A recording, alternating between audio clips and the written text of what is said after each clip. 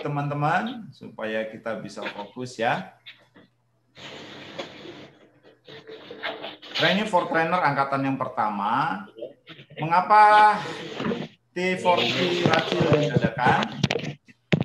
Ini yang saya lihat, yang saya perhatikan, kurangnya pembekalan kepada pelayan anak sehingga kurangnya sumber daya di sekolah minggu secara kualitas maupun kuantitas. Jadi karena adanya itu saya pengen membuat satu pelatihan sehingga guru-guru dibekali, tapi juga guru-guru yang dibekali ini bisa membekali teman-temannya di gereja masing-masing. Yang kedua alasannya karena mahalnya biaya training atau pelatihan guru sekolah minggu yang diadakan oleh lembaga-lembaga pelayanan Kristen. Saya beberapa kali ikut pelatihan 2-3 hari, bayarannya 1,5 juta. Ya, kalau buat orang Jakarta mungkin itu nggak masalah, tapi buat teman-teman yang di daerah itu sangat berat, gitu ya.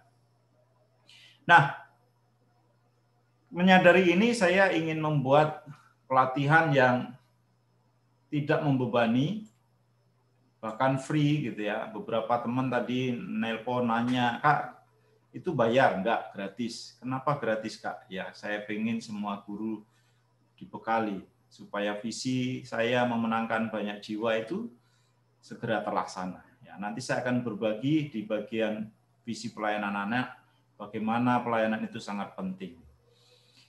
Pelatihan atau pembekalan harus mengundang pembicara dari luar yang notabene biayanya pasti lumayan mahal, mesti nyiapin hotel, nyiapin tempat, nyiapin PK-nya kalau dari luar ya. Saya menyadari itu, makanya setiap kali saya ke daerah saya sering bertanya, ada nggak anggarannya? Kalau nggak ada, ya nggak usah yang mahal-mahal. Saya nginep di rumah jemaat atau di pastori gitu ya.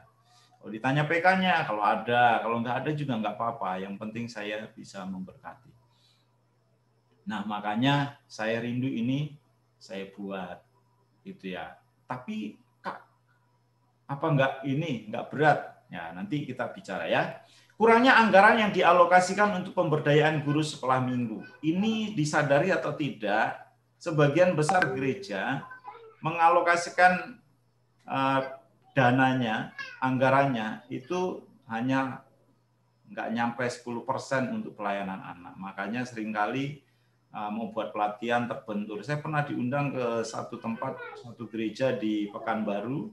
Mereka ngeluh, Kak, saya ini pengen 10 tahun tidak ada training guru, saya pengen ada training, tapi tidak ada anggaran. Akhirnya kita patungan, Kak, kita cari dana. Saya pengen Kak Yudi datang. Wah, saya merasa berat gitu ya. Tapi mereka rindu dibekali, ya sudah, saya datang.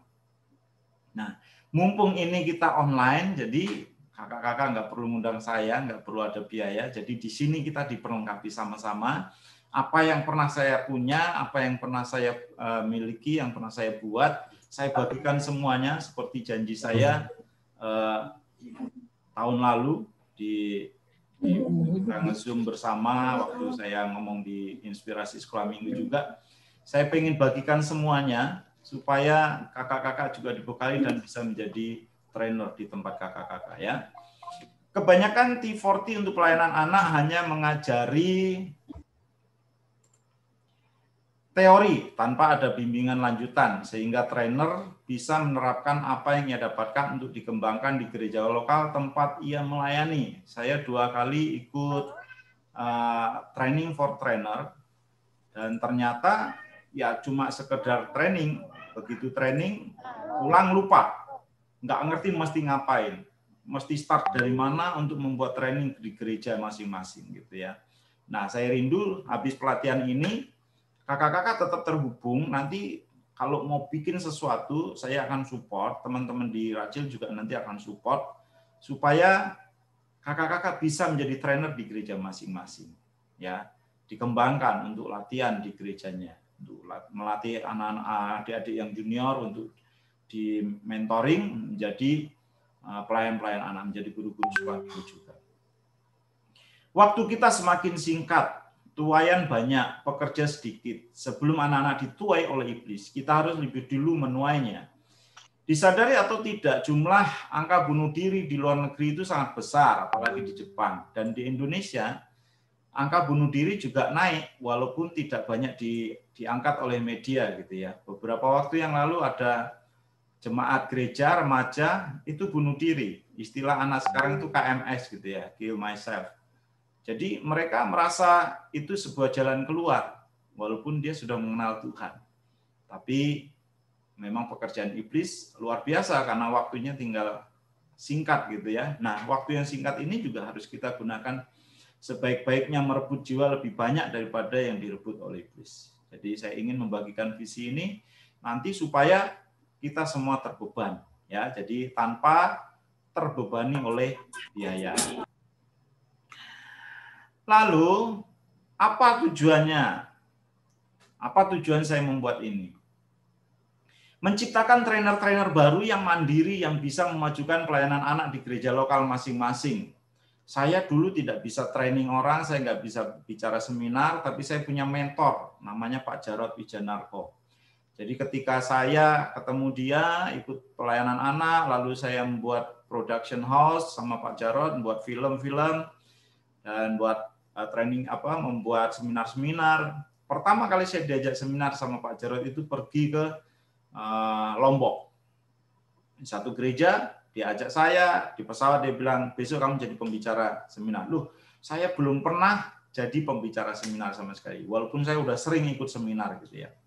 Tapi dia bilang begini, baca buku ini, Dasar Pelayanan Anak, baca semalaman, besok kamu bisa jadi pembicara. Jadi saya langsung didorong gitu ya. Nah, saya berusaha walaupun tidak maksimal gitu ya, tapi dia bilang itu sudah bagus. Tinggal perlu latihan dan perlu jam terbang. Jadi dialah yang terus mendorong saya, membawa saya ke sana kemari, ke berbagai kota, daerah, sampai akhirnya saya bisa menjadi seorang trainer, pembicara seminar gitu ya. Nah, saya juga ingin mentoring kakak-kakak supaya kakak-kakak bisa menjadi trainer-trainer. Jadi tidak perlu undang pembicara dari Jakarta atau dari Jawa untuk daerah yang di Papua, daerah di Sulawesi dan sebagainya ya. Kakak-kakak bisa menjadi trainer. Katakan amin. Amin. Memberi pelatihan, bimbingan, dan dorongan kepada para trainer sampai siap menjadi trainer untuk gereja lokalnya maupun untuk wilayah sekitar di mana trainer melayani, di mana kakak-kakak melayani. Pertama di gereja masing-masing, latih, bikin seminar, bikin pelatihan guru, gitu ya. Rekrutmen, bikin rekrutmen buat anak-anak muda yang mau terbeban melayani anak. Kakak sampaikan bahan-bahan yang kakak pelajari hari ini dan 12 pertemuan ke depan. Itu yang kakak sampaikan itu dasar pelayanan anak semua, itu memperlengkapi mereka. Lalu memutus anggapan bahwa trainer harus berasal dari kota besar. Itu sebabnya diharapkan peserta trainer mengikuti semua seri supaya mendapatkan materi yang lengkap, yang siap dipakai untuk training di gerejanya masing-masing. Jadi kakak-kakak harus ikut sampai kelas terakhir supaya bahannya lengkap ya. Saya mulai dari dasar pelayanan dan sebagainya sampai ke teknik supaya nanti kakak-kakak siap memperlengkapi teman-teman di gereja kakak-kakak. Semua materi akan saya copy termasuk video dan segala macam. PowerPoint-nya kakak bisa langsung pakai. Nanti kakak tinggal gambarnya ini kakak rubah aja, gambarnya kakak, ganti fotonya kakak, ganti medsosnya kakak ya. Menyediakan materi dan konsultasi yang diperlukan para trainer baru sampai trainer bisa mandiri, sampai kakak-kakak bisa mandiri, saya siap mensupport kakak-kakak. Saya siap untuk mendengarkan kakak-kakak curhat, untuk konsultasi kakak-kakak ya. Mempercepat penuaian jiwa-jiwa anak-anak menjelang hari kedatangan Tuhan yang makin dekat. Ya, kita harus berjejaring, kita harus bergandengan tangan untuk menjangkau anak-anak ini lebih banyak lagi.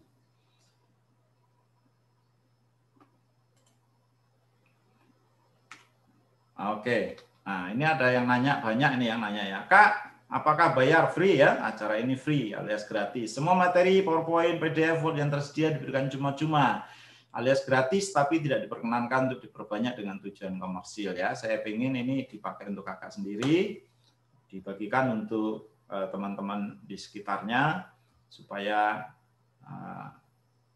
jadi berkat di sana ya. Bagi yang merasa diberkati dan tergerak mendukung pelayanan Raja Wali Kecil Ministry, bisa jadi sponsor tuh melalui transfer bank atau melalui GoPay atau OVO ya. Rekening yayasan sedang diproses, belum jadi ya. Makanya pakai rekening saya pribadi untuk sementara. Itu kalau yang terbeban dan merasa diberkati. Ya enggak masalah. Enggak perlu merasa apa ya, enggak enak. Pokoknya ikut. Saya lebih senang kakak-kakak ikut training ini sampai selesai daripada mikirin untuk kasih PK ya. Oke, itu opening kita, pendahuluan kita. Kita akan masuk ke sesi pertama, pelayanan anak pasca pandemi. Ini tema globalnya 12 hari ini. Tapi tema hari ini adalah pentingkah pelayanan anak di gereja. Ya, pentingnya pelayanan anak di gereja. Penting nggak sih? Kalau saya tanya, perlukah ada pelayanan anak di gereja? Semua pasti akan menjawab perlu. Ketika saya bicara di depan pemimpin-pemimpin gereja, saya tanya ini, semua menjawab perlu. Oh ya? Kalau memang penting, perlu ada pelayanan anak di gereja, terutama di masa pandemi ini, masa COVID ini, pelayanan online, banyak gereja tidak menyelenggarakan pelayanan anak. Mereka numpang di Superbook, mereka numpang di gereja lain. Kenapa nggak bikin sendiri? Karena mereka menganggap nggak perlu. Alasannya tidak ada dana, tidak ada fasilitas, dan sebagainya. Ya. Jadi, kalau ditanya perlukah pelayanan anak, menjawab perlu, maka kita mesti lihat. Sini ya. Jumlah anak-anak di gereja ada berapa? Kita lihat berapa persen dari jumlah orang tua yang ada di gereja. Minimal itu ada 27%, ada yang 40%, ada yang 30%, gitu ya. Minimal ada 27% jumlah anak di gereja kita, minimal. Ya, kecuali yang memang gerejanya sudah orang opa-opa, oma-oma, udah jemaat mudanya pergi ke kota gitu ya, pelayanan di kota nggak balik lagi ke gerejanya di daerah, di desa. Nah, itu nanti mungkin jumlah anak-anaknya sangat sedikit. Tapi rata-rata seperti ini. Nah, berapa persen anggaran gereja untuk anak-anak? Sehingga bisa menjangkau anak-anak, nggak usah di dunia lah, di gerejanya atau di sekitarnya aja. Berapa persen? Ya, ada satu lembaga yang menyelidiki ini. Mereka memperkirakan hanya 3% rata-rata gereja menganggarkan anggarannya untuk pelayanan anak. Ya, banyak gereja juga yang sekarang mulai terbeban dan menganggarkan lebih banyak. Termasuk gereja kami, anggaran untuk untuk pelayanan anak lumayan banyak. Ya. Nah, mengingat itu, meskipun mereka adalah masa depan kita, namun nyatanya gereja kurang konsen dalam pelayanan anak. Meskipun mereka adalah masa depan gereja. 80% orang datang pada Kristus sebelum mereka berusia 18 tahun. Ya, saya percaya kakak-kakak di sini juga semua ikut sekolah minggu dulunya. Dan mengenal Tuhan, menerima Tuhan di masa masih muda, masih remaja, masih kecil gitu ya. 80% orang Kristen itu mengenal Tuhan di masa muda, masa remaja, masa anak-anak. Yang mengenal Tuhan di masa tua itu enggak banyak. Ya, harusnya menyadari hal itu, pelayanan anak dan remaja itu mestinya menjadi prioritas karena menjadi masa depan dan jangkauannya lebih banyak. Coba perhatikan. Kalau anak-anak ini dimenangkan di masa kecil, umpamanya umur 12 tahun. Ya, menurut Alkitab 70 tahun umur manusia. 12 tahun, 70 kurang 12, kira-kira ada 58. 58 tahun dia bisa dipakai Tuhan. Beda dengan orang yang udah usia 60 dimenangkan. Umurnya tinggal sisa 10 tahun, itu pun udah sakit-sakitan, sudah tidak produktif. Nah, jadi sangat baik sekali memenangkan anak-anak di masa kecil supaya mereka bisa dipakai Tuhan luar biasa. Ya. Nah, ibadah anak atau penitipan anak, ya ini saya sering kali nanya sama guru-guru sekolah minggu, terutama di kota-kota yang sekolah minggunya itu barengan sama ibadah umum. Saya tanya, itu ibadah anak atau penitipan anak? Nah itu Kak, dilema. Kenapa dilema? Iya, kalau dibilang ibadah anak, kita seperti penitipan anak. Orang tua kalau datang ke sini bilang, nitip ya. Nah, kalau kita ibadahnya lama, sementara ibadah orang dewasa udah selesai, kita dimarahin. Ibadah sekolah minggu lama amat. Tapi kalau kita ibadahnya kecepatan, sementara di ibadah belum selesai, kita diomelin, ibadah cepat amat, jadi serba salah kan? Mesti gimana gitu ya? Nah itu karena para pemimpin jemaat tidak menyadari, orang-orang dewasa tidak menyadari bahwa itu adalah ibadah, bukan sekedar penitipan anak. Ya, bukan sekedar supaya anaknya tidak mengganggu ibadah orang dewasa. Nah, itu kenyataan ya. Kenyataan bahwa anak-anak generasi ini adalah generasi yang ada di ujung tanduk yang harus kita perhatikan sama-sama. Gereja mesti perhatikan supaya anak-anak ini tidak terhilang. Ya, kalau gereja menganggap pelayanan anak penting, mestinya gereja juga memperhatikan pelayanan anak dengan sungguh-sungguh, gitu ya, supaya generasi ini diselamatkan, tidak terhilang. Oke, Yesus menggunakan personifikasi anak untuk menjelaskan siapa yang terbesar. Ya, Yesus ini sangat memperhatikan pelayanan anak. Nanti di bagian panggilan pelayanan anak saya akan bahas lebih dalam lagi ya. Yesus menggunakan personifikasi anak untuk menjelaskan siapa yang terbesar, apa yang bisa kita pelajari dari seorang anak kecil. Ya, dalam kebudayaan Ibrani, anak itu dikelompokkan dalam 4 kelompok. Yang pertama Yelet, anak dalam masa dikandungan sampai anak itu lahir, mereka disebut Yelet. Lalu disebut Ulem, anak itu lahir hingga anak bisa berjalan. Jadi fase-fasenya itu mereka masih dikatakan anak-anak. Lalu Naar, anak bisa bermain hingga anak menyelesaikan pendidikan, masih dibilang anak-anak itu ya. Lalu Bahar, anak bertumbuh dewasa hingga anak tersebut menikah. Jadi kalau sampai mereka belum menikah, mereka itu masih dikatakan anak-anak. Itu menurut kebudayaan Ibrani. Ya, jadi kalau pernah membaca didiklah anak muda menurut jalan yang patut sehingga ia tidak beralih dari jalan itu, mereka itu dikelompokkan pada kategori anak masih dalam pendidikan. Jadi masih membutuhkan bimbingan. Dibimbing dengan baik, diberikan jalan yang baik supaya mereka tidak berpaling dari jalan itu. Dalam bahasa Yunani hanya dikelompokkan dalam 3 golongan anak-anak. Yang pertama brepos, itu sebelum sekolah, lalu paidion, anak yang sudah sekolah, dan pais, anak beranjak dewasa untuk bisa bekerja. Ini juga digunakan untuk kata hamba. Ya, nah itu kalau di bahasa terjemahan Indonesia lama itu dikatakan budak. Ya, budak. Mereka disebut budak. Padahal mereka disebut anak juga ya. Jadi ini anak-anak. Kenapa sih mesti anak-anak? Simpulannya adalah anak adalah pribadi yang lemah yang membutuhkan pertolongan dari orang tuanya. Sebab anak masih lemah dalam kekuatan. Makanya Tuhan juga ingin kita seperti anak-anak yang selalu berharap sama Tuhan, membutuhkan pertolongan Tuhan. Lalu anak adalah pribadi yang tinggal serumah dengan orang tuanya. Mereka masih butuh perlindungan, masih butuh didikan, masih butuh bimbingan dari orang tua. Itu anak-anak.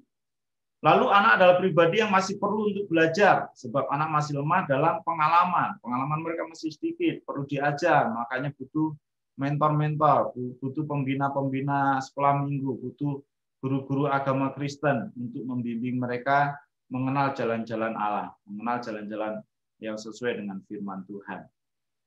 Jadi kesimpulannya, pentingkah pelayanan anak di gereja? Sangat penting. Sangat penting karena anak masih membutuhkan kita untuk dibimbing dan anak adalah masa depan gereja. Penting pelayanan anak di gereja karena pelayanan anak merupakan tempat untuk mempertemukan anak dengan Tuhan Yesus. Ya, mereka itu perlu ketemu dengan Tuhan Yesus. Karena anak juga nggak ketemu Tuhan Yesus, mereka bisa binasa. Anak yang sudah bisa berbuat dosa, mereka nggak kenal Tuhan, mereka binasa. Ya. Mazmur 51 ayat 7 berkata, sesungguhnya dalam kesalahan aku diperanakkan, dalam dosa aku dikandung ibuku. Jadi dari dalam kandungan kita sudah berdosa. Makanya begitu mereka sudah besar, dosa itu terus dibuahi, mereka bisa jadi jahat. Kenapa? Karena tidak diberikan dasar yang benar. Dasar-dasar firman Tuhan yang mendidik mereka di dalam kebenaran. Makanya perlu pembina-pembina, perlu kita untuk melatih mereka, mendidik mereka, mengajari mereka firman Tuhan. Enggak semua orang tua di rumah mengajari firman Tuhan kepada anak-anak. Kita mendukung, kita menolong, kita membantu orang tua untuk mendidik anak-anak ini dalam Tuhan, mengenal Tuhan. Ya. Mengapa penting? Karena kita sedang memimpin mereka untuk bertemu dengan Yesus.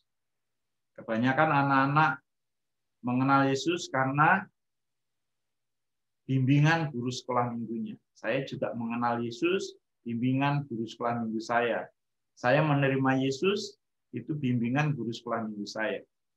Ya. Tanpa bimbingan guru sekolah minggu, saya nggak mengenal Tuhan. Mama papa saya dulu itu penjudi, gitu ya, penjudi. Nggak sempat lagi ngurusin anak dalam Tuhan, nggak kenal itu ya. Tapi saya punya guru sekolah minggu yang tiap minggu ngajari saya firman Tuhan.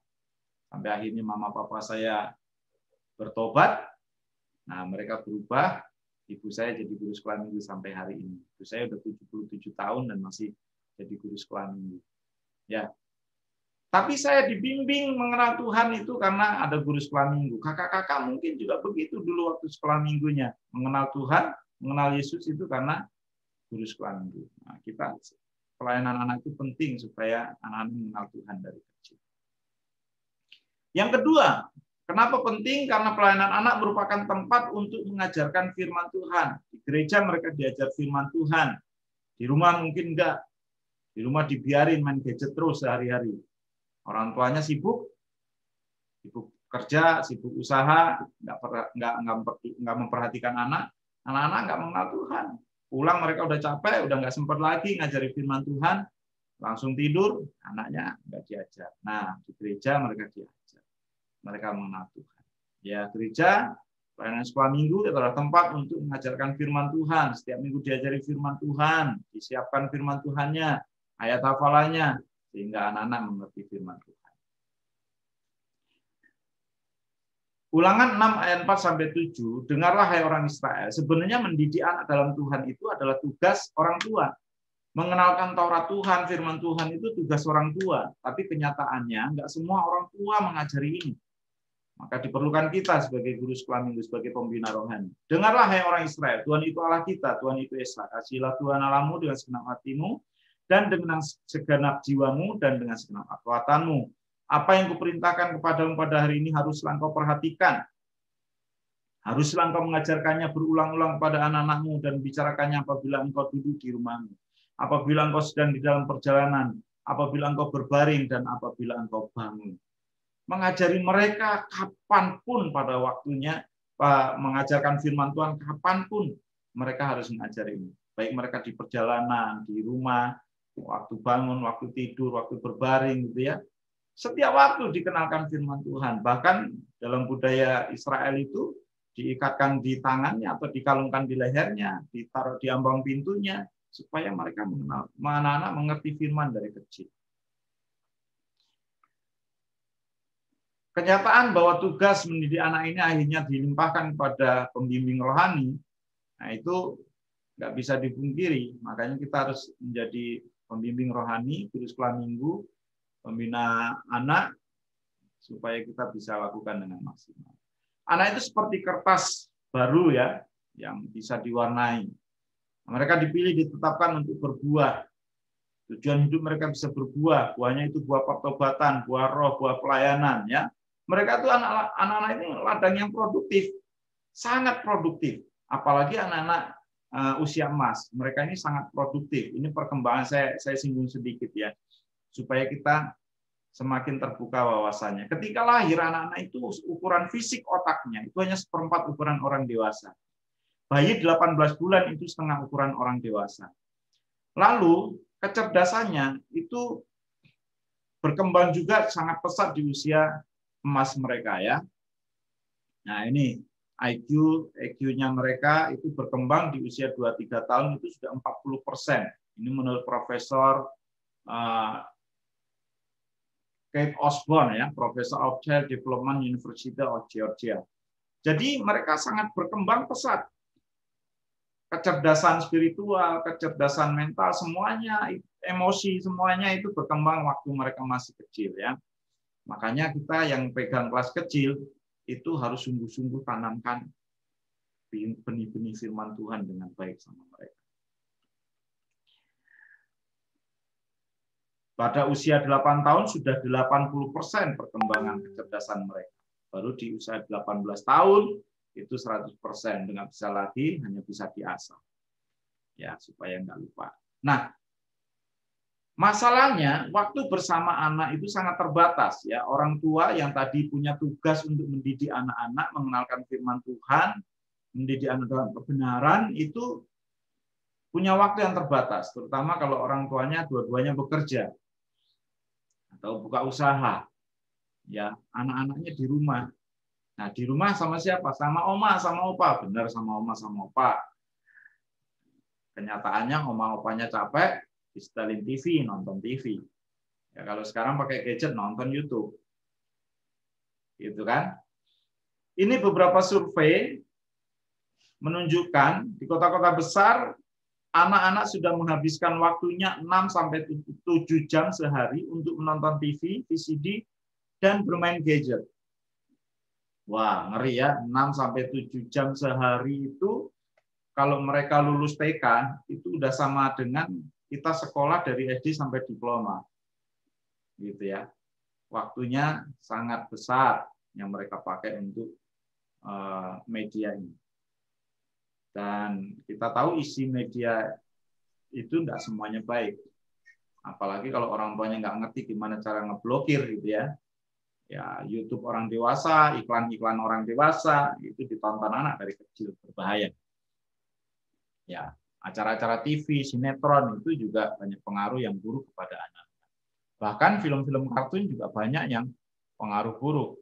Contoh film kartun yang lucu menurut kita, ternyata itu akan menciptakan hal yang nggak baik. Misalnya Tom and Jerry.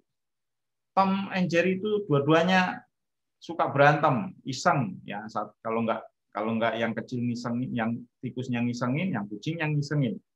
Nah, itu akhirnya terekam dalam otak anak-anak jadi iseng tanpa diajari ya. Lalu ada Naruto yang beranteman melulu, gitu ya, dan sebagainya.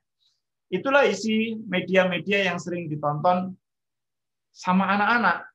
Dan kalau itu nggak kita cover dengan mengajari mereka firman Tuhan, anak-anak ini akan punya dasar yang rapuh, dasar yang tidak baik. Anak-anak kita dimuridkan oleh dunia. Ya, beberapa waktu yang lalu ada para remaja kami ngomong nyeletuk gitu ya. Walaupun nyeletuk, tapi itu kan keluar dari hati, dari otak mereka, berbahaya. Mereka ngomong gini. Ada satu yang ngomong gini, Kak, Google itu lebih hebat dari Tuhan ya. Wah, kaget saya yang anak ngomong. Kok bisa gitu? Nah, saya nanya sama Tuhan. Tuhan tidak langsung jawab. Tapi coba saya nanya Google, langsung dijawab, Pak. Nanya apa aja sama Google dijawab. Waduh, ini benih-benih untuk anak-anak menjadi ateis, nggak percaya Tuhan, mempertanyakan keberadaan. Nah, itu akan berbahaya ya. Makanya kita terus ingatkan supaya kakak-kakak sekolah minggu mengajari mereka dengan benar, dengan baik. Yang ketiga, pelayanan anak merupakan tempat untuk membangun fondasi hidup anak-anak. Seperti rumah yang didirikan di atas batu dan bukan di atas pasir. Kalau mereka didirikan di atas batu, dasarnya itu firman Tuhan, hidup mereka kuat. Ketika nanti masa remaja, mereka mulai keluar dari daerah, sekolah di luar kota, lalu mereka kerja di luar kota, karena fondasi firman Tuhan dalam hidupnya itu kuat, mereka tidak mudah tergoda, mereka tidak mudah tidak mudah hancur, tidak mudah putus asa. Mereka punya landasan yang kuat. Berbeda dengan anak-anak yang tidak memiliki landasan, seperti rumah yang dibangun di atas pasir. Mereka akan mudah rapuh, mudah goyah, ya mudah rapuh, mudah goyah, hingga mereka bisa terseret pada hal-hal yang tidak baik. Mazmur 8 ayat 3, dari mulut bayi-bayi dan anak-anak yang menyusu telah kau letakkan dasar kekuatan, karena lawanmu untuk membungkamkan musuh dan pendendam. Jadi ketika anak lahir, Tuhan itu sudah meletakkan dasar kekuatan sebenarnya untuk membungkamkan musuh, mengalahkan pekerjaan-pekerjaan setan. Cuma masalahnya, dari kecil anak-anak itu suka diajari yang nggak baik sama orang tua. Contohnya diajari bohong, gitu ya. Ada tamu bilang mama nggak ada, padahal mama ada, gitu ya. Hal-hal kecil itu yang sepertinya nggak sengaja kita ngajari mereka, itu ditanamkan dalam diri mereka sehingga kekuatan tadi lama-lama luntur. Ya, kekuatan tadi lama-lama luntur. Apabila dasar-dasar dihancurkan, apakah yang dapat dibuat oleh orang benar itu? Nah, karena dasar-dasar itu dihancurkan sama orang tuanya sendiri, sama lingkungannya, maka kuasa dalam mulut anak-anak tadi menjadi hilang. Saya beberapa kali menemukan anak-anak yang memiliki doa luar biasa, sungguh-sungguh, tulus, lugu gitu ya. Mereka berdoa dan mereka mendapatkan kuasa. Saya pernah pelayanan di satu tempat di Kalimantan. Ketika saya habis KKR, malamnya saya menderita kesakitan. Perut saya seperti ditusuk-tusuk. Lalu di tangan saya ini tiba-tiba ada cap gambar naga gitu. Wah, saya kaget itu. Apa ini maksudnya? Teman-teman satu tim berdoa, tapi masih sakit sampai pagi hari, sampai mau pulang ke Balikpapan, balik ke Jakarta. Itu masih kesakitan. Tapi ketika sudah naik mobil, mau berangkat ke Balikpapan, saya merasa ada sesuatu. Apa ini? Merasa perut saya tiba-tiba adem. Adem sampai akhirnya sampai di Balikpapan, saya sudah merasa sehat, sembuh. Pulang saya sehat.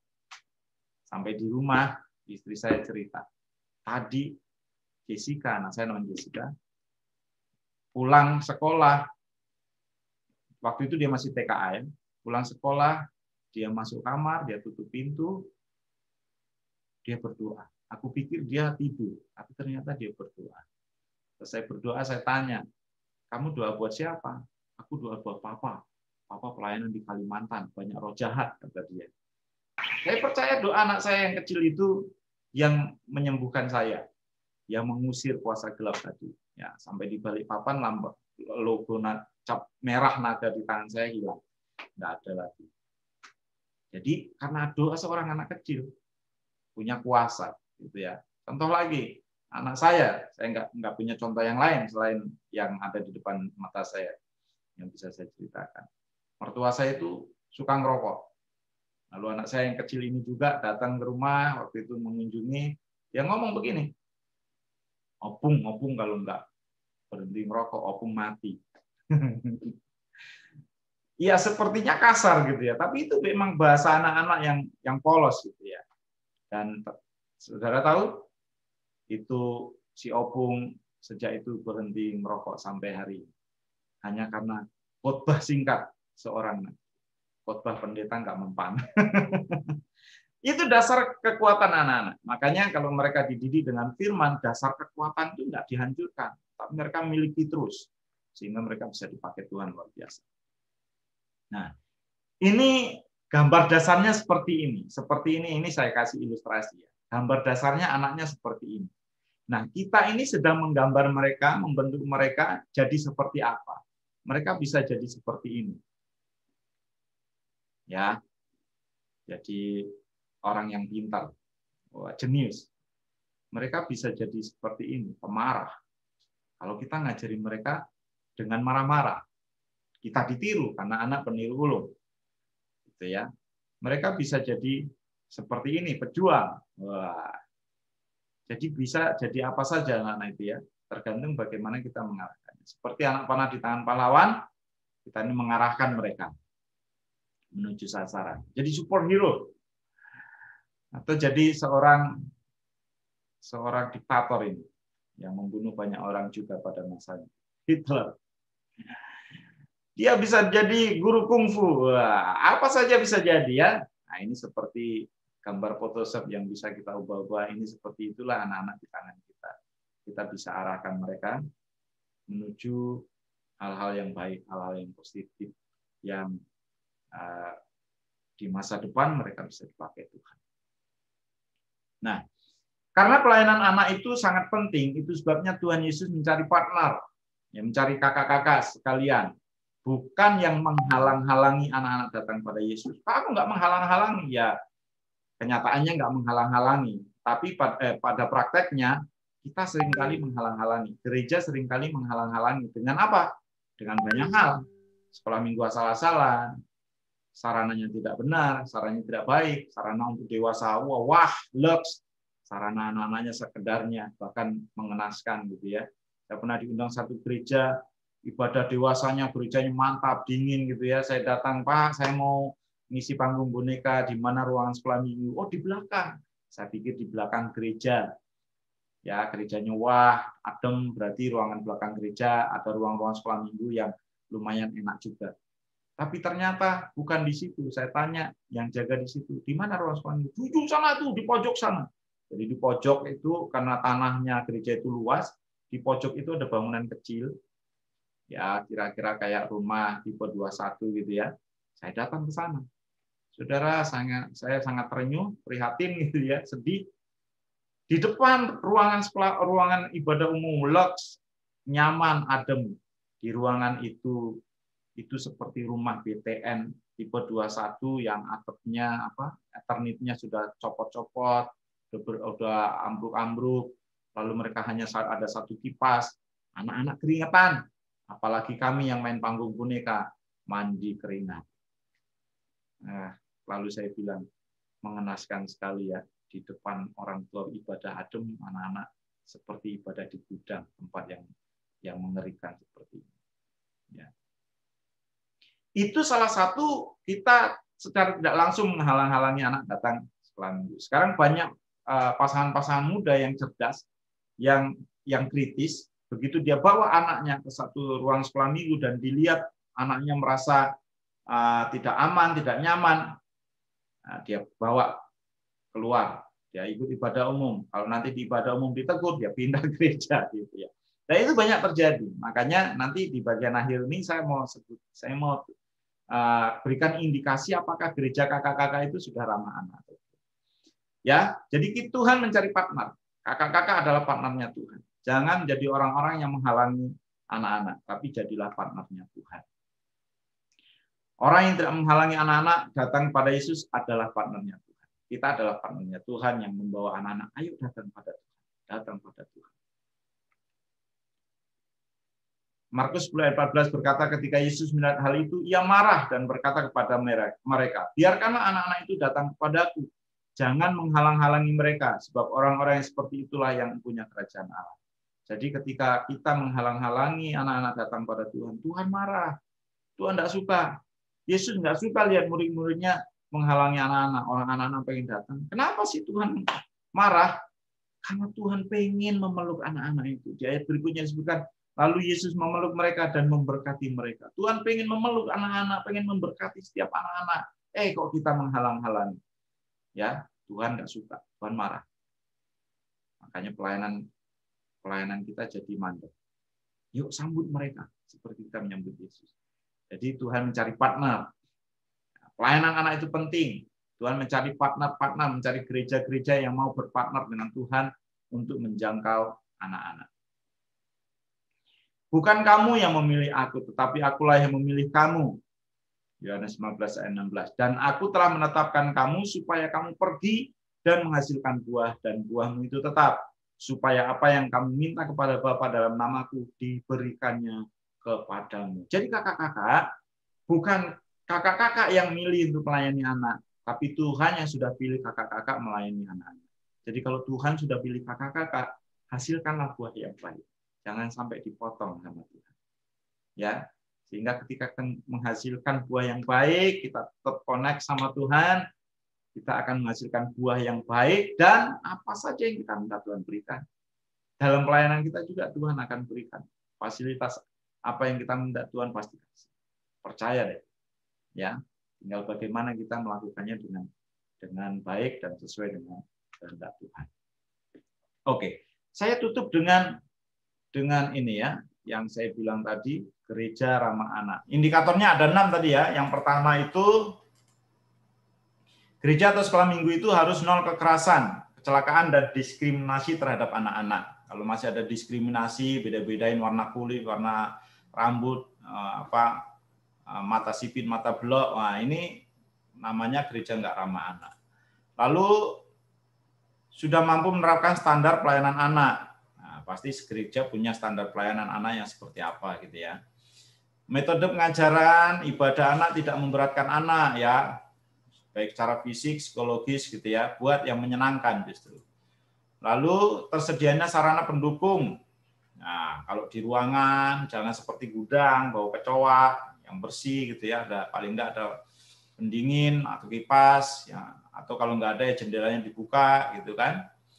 Kelima, gereja memiliki jalur evakuasi kalau ada bencana. Lalu keenam, memiliki kualitas tenaga pengajar yang mumpuni yang diimbangi dengan bekal pola pikir, sikap, dan perilaku yang baik. Ya, tadi tidak ada kekerasan, baik verbal maupun fisik ya. Saya pernah ada diundang ke gereja, salah satu gereja, mau Natalan, tapi gurunya marah-marah mulu dari awal sampai akhir. Waduh, anak-anak dimaki-maki, goblok, apa segala macam. Weh, ini guru sekolah minggu seperti ini, ngeri banget, gue bilang. Ngeri sekali, ada anak yang dicubit. Aduh, ini bagaimana seperti ini? Ini nggak boleh ya, terutama di gereja, nggak boleh seperti itu. Nah, ini yang di sesi pertama ini, pentingkah pelayanan anak di gereja? Sangat penting. Nah, ini bisa kakak pakai, bikin training di gereja, putar video itu, undang tim penggembalaan, supaya mereka melihat kenyataan bahwa gereja itu akan kehilangan generasi. Seperti gereja-gereja dalam Alkitab itu sudah nggak ada semua, karena mereka kehilangan generasi. Gereja-gereja di Barat juga sudah mulai kehilangan generasi. Gerejanya dijual jadi bar, jadi resto, jadi masjid sekarang. Kenapa? Karena nggak ada penerusnya lagi gereja. Ya, nanti kakak bisa pakai bahan ini untuk menggugah tim penggembalaan, majelis, ya gembala, pendeta, supaya bahu-membahu melayani anak dan remaja, supaya sungguh-sungguh menjangkau anak-anak dan remaja. Ya, oke, itu aja. Silakan yang mau diskusi, ada pertanyaan, ada sharing. Nah, silakan sharing unek-uneknya. Biasanya nih ya, kalau saya nulis di Facebook saya itu tentang bagaimana beratnya jadi guru sekolah minggu, yang komen banyak banget. Tapi kalau saya menulis bagaimana enaknya pelayanan anak, yang komen dikit, yang like dikit. Oh, ternyata guru sekolah minggu sedih semua gitu. Apa masa seperti itu sih? Ya, ayo Kak, silakan mau sharing, mau bertanya, mau kesaksian boleh. Ya, langsung aja dibuka mute-nya, kakak-kakak bisa langsung ngomong. Kak Yudi mau bertanya. Yang mau ngomong boleh chat. Oke, Kak Yudi mau bertanya. Standar.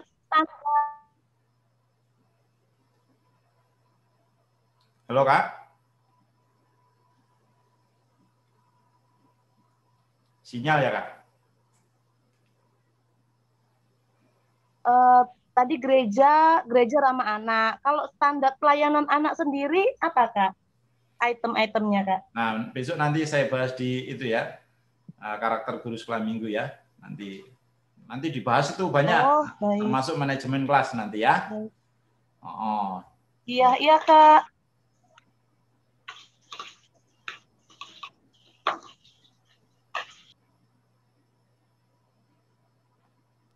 Kak Elon? Oke, yang lain? Iya. Saya Kak Yudi. Yo, silakan Kak Elizabeth. Dari mana Kak Elis? Ya, saya dari Kalimantan Utara. Wih, jauh. Ya, silakan Kak. Ya, terima kasih untuk kesempatan ini. Saya tadinya demam gitu, tapi cukup dengan masuk, saya jadi segar gitu, puji Tuhan. Karena dari kemarin saya sakit gitu. Nah, sharing Kak Yudi tentang kami di sini di gereja selama pandemik ini sudah tidak ada tidak ada sekolah minggu. Yang sempat ada tuh hanya Natal sekolah minggu, itu pun gurunya ya divideokan begitu aja. Jadi hanya sekali itu saja. Kira-kira apa pendapat Kak Yudi dengan keadaan kami? Sebenarnya gurunya dari saya selalu gurunya ada berapa? Lebih.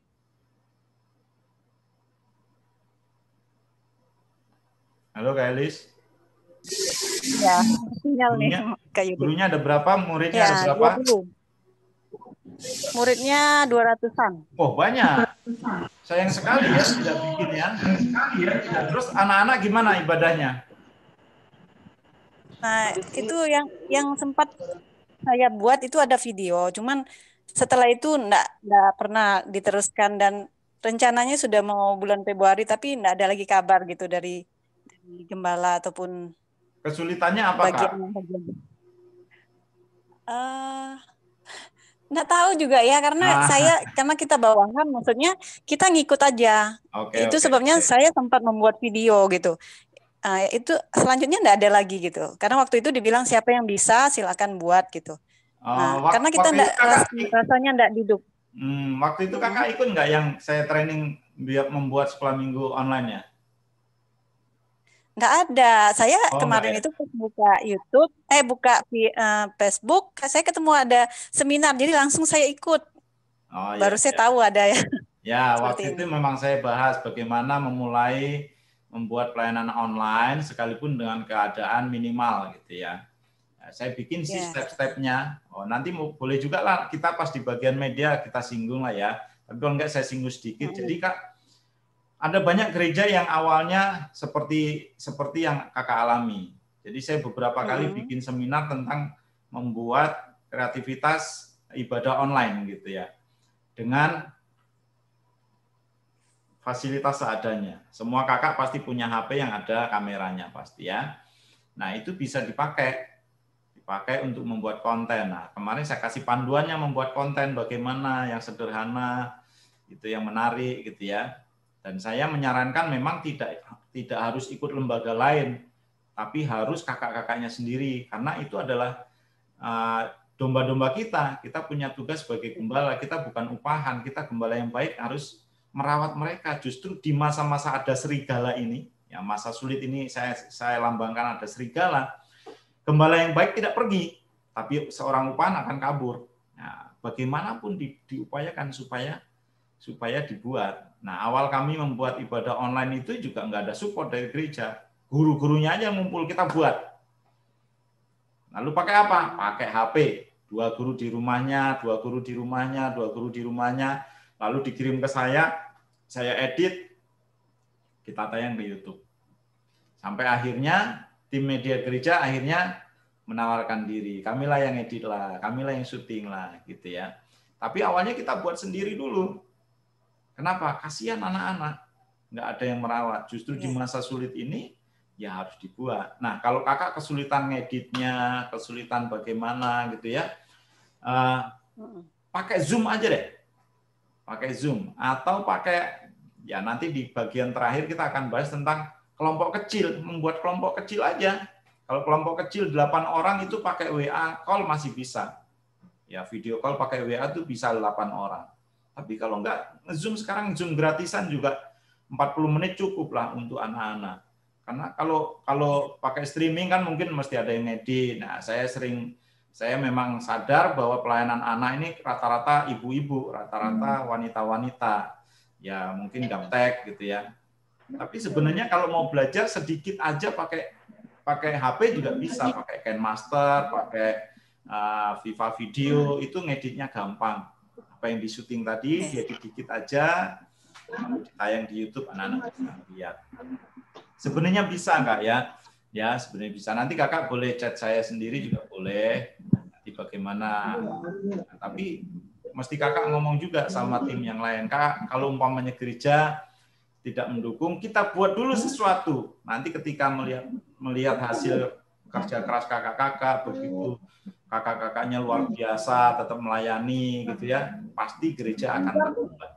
Saya yakin itu, Kak. Mereka juga pasti akan malu karena guru-gurunya berjalan sendiri, tidak ada support. Ya, pasti itu nanti akan ada dukungan. Nah, kakak boleh chat nanti ya. Kita ngomong panjang lebar yang soal itu boleh. Iya, terima kasih Kak Yudi. Oke. Terima kasih Kak Yudi. Yang lain silakan. Shalom. Shalom. Kak Helen ya? Halo. Ya, saya dari... Suaranya hilang, Kak. Suaranya hilang.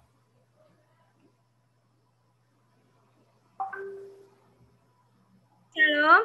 Ya, Kak. Silakan Kak Helen.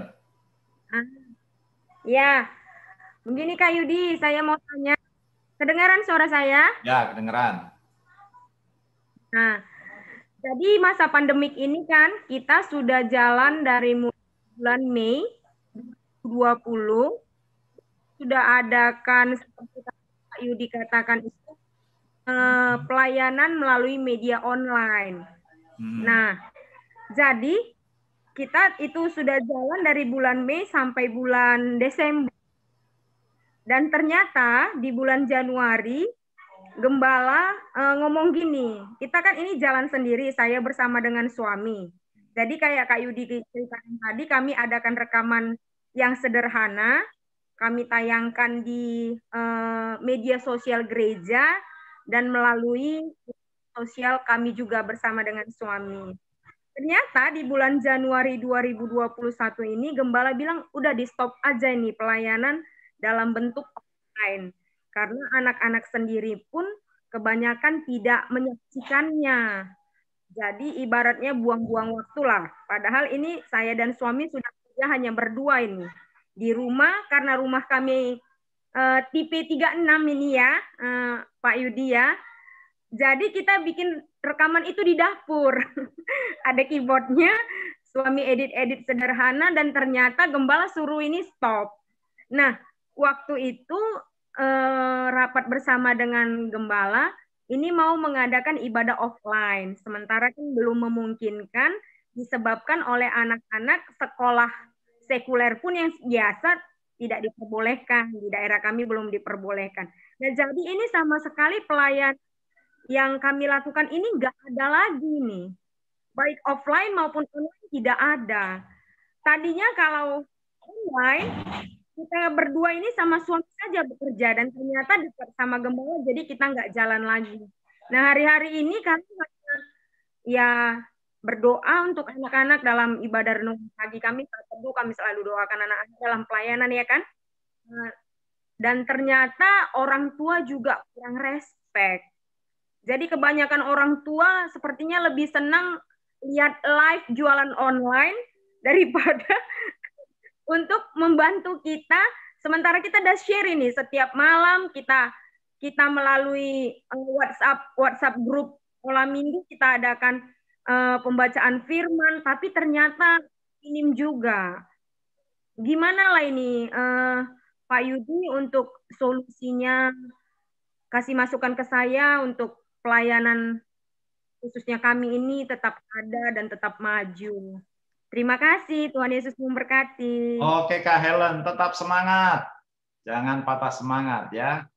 Ya, gimana kalau saya bikin sendiri, ngedit sendiri, upload sendiri, disuruh stop gitu ya. Padahal kerja keras sendiri, gereja malah suruh stop. Ya, mestinya dikomunikasikan dengan baik dengan pemimpin gereja ya.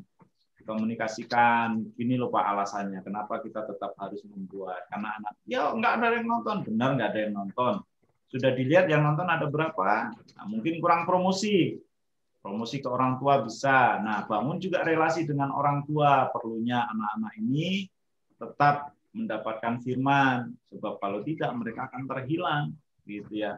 Kalau tiba-tiba besok kena COVID terus mati gimana, sementara mereka nggak dapat firman, hidup dalam dosa, rusak toh, binasa dia. Nah, dikomunikasikan dengan baik. Ya kami biasa begitu ya. Jadi bagaimana membangun pelayanan itu, membangun relasi dengan orang tua, membangun relasi dengan pemimpin gereja, membangun relasi dengan anak-anak. Tiga hal ini nggak boleh dilewatkan. Bangun dulu relasi. Oke lah, sementara sekarang disuruh stop, sementara offline juga nggak bisa. Nah, mesti dipertanyakan balik. Terus bagaimana rohani mereka, siapa yang merawat? Apakah kita tidak kesalahan kalau anak-anak itu tiba-tiba meninggal, binasa, tanpa mendapatkan apa-apa dari kita? Tetap kasih firman gitu ya. Nah, kalau ternyata dari YouTube tadi penontonnya cuma sedikit, tapi nggak ibadah dong. Penontonnya cuma sedikit, ya kami sadar juga anak-anak itu ternyata kalau ibadah sendiri malas. Makanya mulai bulan kemarin saya mengusulkan, yuk kita nonton bareng-bareng, ibadah bareng-bareng melalui Zoom. Ibadahnya apa? Ibadahnya yang udah dibuat kakak-kakak melalui media YouTube tadi, di setel di YouTube, udah ditaruh di YouTube. Nah, minggu itu kumpulin anak-anak nonton bareng tapi lewat Zoom, walaupun nontonnya YouTube yang udah dibuat sama kakak-kakaknya. Ya, dan ternyata Saya bagi 2 kelas kecil dan kelas besar. Kalau besok ini kelas kecil, minggu lalu kelas besar.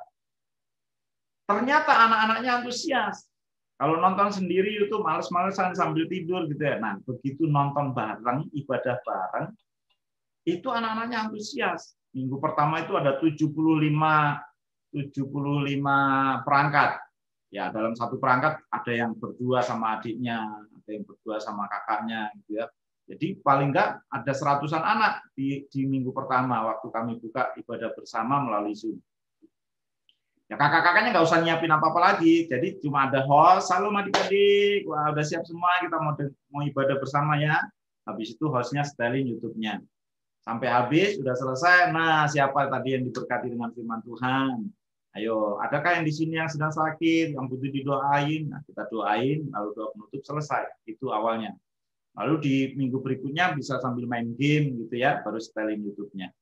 Nah, ternyata dari minggu ke minggu bertambah. Minggu berikutnya ada 95 perangkat. Dari 70-an, 95 perangkat. Dan satu perangkat itu ada yang berdua, bertiga, bahkan ada yang berlima. Diajak sepupunya, diajak saudaranya ngumpul di rumahnya, nonton bareng, ibadah bareng. Antusias ternyata. Gitu ya. Nah, kalau kakak membuat seperti itu, jangan lupa didokumentasikan untuk bukti sama pemimpin gereja ini loh. Kami membuat ini dan ternyata antusias. Jadi nggak boleh di-stop. Kita terus melayani. Anak-anak butuh pelayanan kita.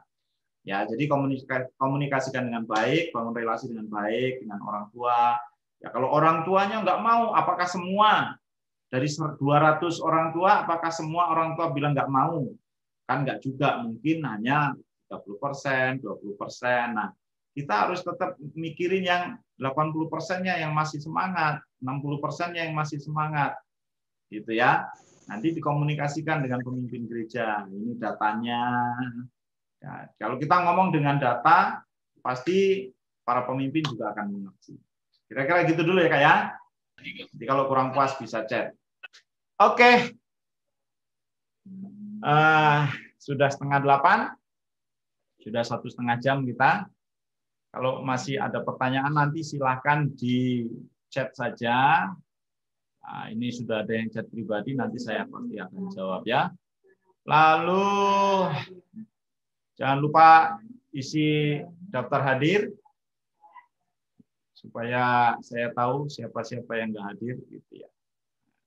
Ya, puji Tuhan banyak ini yang hadir ya.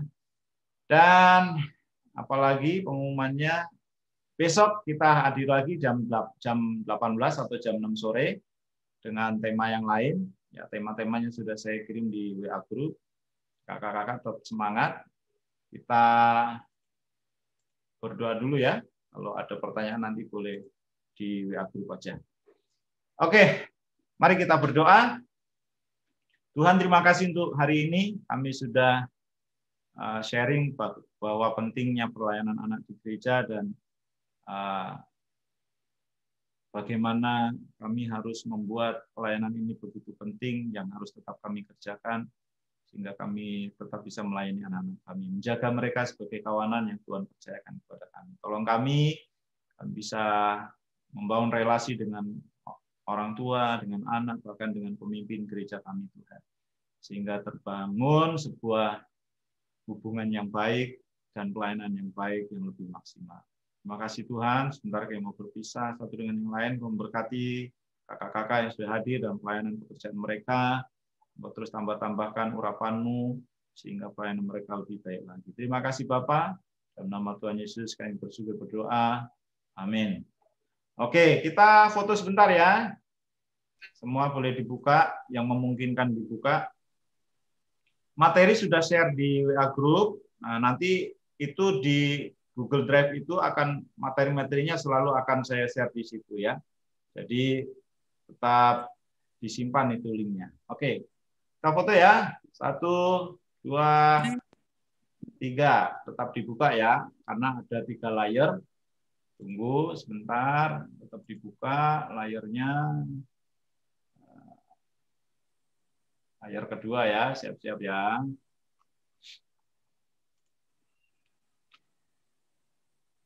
Oke.